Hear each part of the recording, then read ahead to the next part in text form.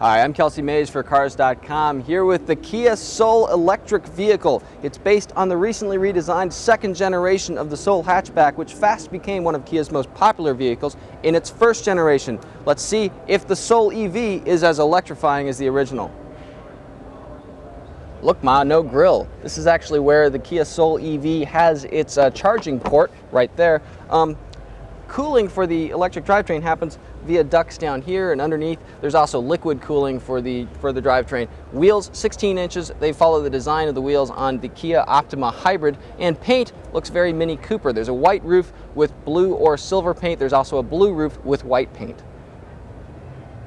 The electric motor makes 109 horsepower and 210 pounds-feet of torque. It draws its power off a lithium-ion battery that should recharge in about 5 hours off a level 2 240-volt charger, or about 24 hours on a standard household outlet charger, Kia says. Now, EPA range for this drivetrain still pending, but Kia says in real-world driving, it gets about 80 to 100 miles of range. So if the EPA numbers pan out to be anywhere in that range, it should compete with cars like the Nissan Leaf, the Chevy Spark EV, the Fiat 500e. Not a whole lot different on the inside of the Soul EV versus the gasoline Soul, but Kia says that plant-based plastics are responsible for 19 things on the interior of the car. Stuff like the headliner here, 100% biodegradable. Still, we like the woven headliner. It's pretty high quality in the regular Soul. This actually feels a lot cheaper here. Things like the navigation system being optimized here in the Soul EV for EV usage. It shows things like nearby charging stations, stuff like that. Kia's UVO system stands for Your Voice is Standard in the Soul EV. We found that pretty easy to use in gasoline Souls of this generation that we've tested.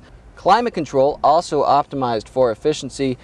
There's an available heat pump that can draw heat off of the onboard electronics, Kia says. There's also a driver-only setting that just focuses all of the climate on you, the driver, shuts off ventilation for your passengers. If you're driving solo, that can save some energy, or if you just want to be a jerk to them.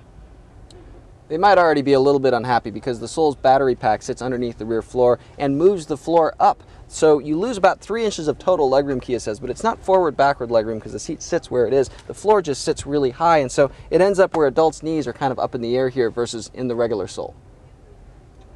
The Soul EV goes on sale in summer 2014, but like many EVs, it will only be available in California and several coastal states that require a certain number of vehicles sold to have zero emissions. Could the Soul EV stand on its own popularity and not just because of those regulations? A lot will depend on how it drives and how much it costs. We don't know either one yet, so stay tuned for more.